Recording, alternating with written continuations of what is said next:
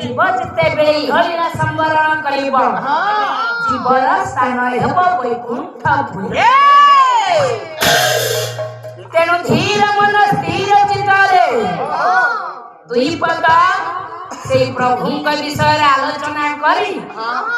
लक्ष्य पथर पथित हेबा तेणु बाबा मां माने मोर लक्ष्य करते सुंदर बजा के भागवत देखिला गया जगन्नाथ दास वो देखिले पालटा जी भागवत आडू गलानी हां कोन आगे लिखिले कोन बोले गंगा जे भाबु थाई मने गंगा जे भाबु थाई मने बाल होली पड़ी लगे सने बाल होली पड़ी लगे सने आसी में मोर भक्त जना आसी में मोर भक्त जना वो पाप होई बमोचना वो पाप होई बमोचना भाबु थाई मने बालोड़ी पड़ी लगे सने आसी में मोर भक्त जना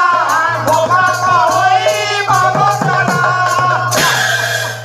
गुरुम ठुसुम अनेक समय बहुत परिश्रम करे सुना